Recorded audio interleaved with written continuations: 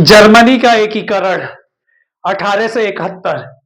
Germany का एकीकरण, Germany unification 19वीं शताब्दी की सबसे महत्वपूर्ण राजनीतिक घटनाओं में से एक था। यह 1871 में पूरा हुआ जब विभिन्न जर्मन राज्य एक होकर एक राष्ट्र बने, और इसमें प्रतिक्रिया में सबसे महत्वपूर्ण भूमिका पार्सा और उसके चांसलर ऑटोमन बिस्मार्क की रही है। जर्मनी के एकीकरण के ऐतिहासिक परिप्रेक्ष्य अगर हम देखेंगे तो 19वीं शताब्दी के पूर्वार्ध तक जर्मनी का एकीकृत राष्ट्र नहीं था।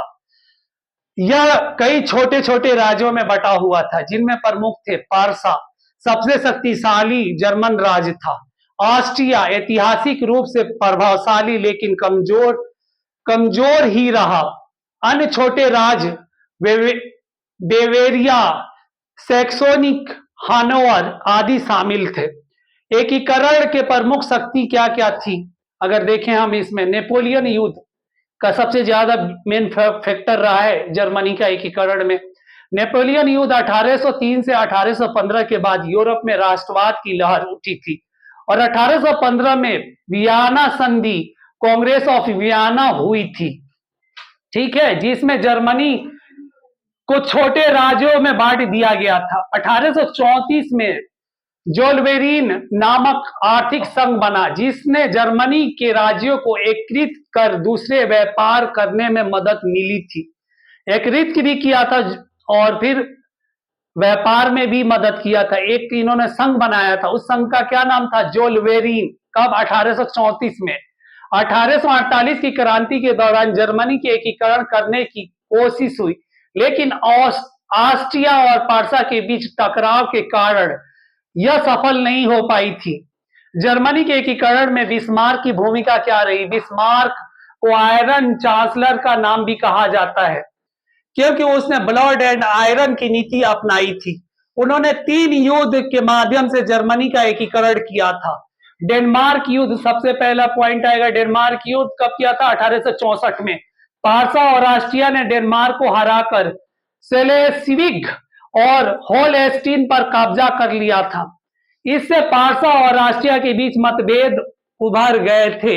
ऑस्ट्रिया पार्सा युद्ध 1866 में हुआ था। 7 सप्ताह तक यह युद्ध चला था। पार्सा ने ऑस्ट्रिया को हराकर उत्तरी जर्मनी के राज को अपने नियंत्रण में रख लिया था। 1867 में उत्तरी जर्मनी संघ, नॉर्थ जर्मन कॉन्फेडरेशन बना लिया, जिसे दक्षिणी राज अपनी ओर संग्रहित कर लिया था। मतलब दक्षिणी राज्य जो है ना, जर्मनी से अलग हो गए थे। किससे? पार्सा से, ऑस्ट्रिया से। जर्मनी में अगर पार्सा का अगर भूमिका देखा जाए, जर्मनी में फ्रांस पार्सा युद्ध का क्या महत्व है, और ये कब हुआ था? जर्मनी पार्सा युद्ध 1870 से 1871 तक चला था ये युद्ध। फ्रांस ने सम्राट नेपोलियन 111 और पार्सा के बीच युद्ध हुआ था। पार्सा के जीत के बाद दक्षिणी जर्मन राजा पार्सा के साथ जुड़ गया था, और 18 जनवरी 1871 को वर्साय महल, वर्सिलेस प्लेस में विलियम फर्स्ट को जर्मनी के सम्राट घोषित किया गया था।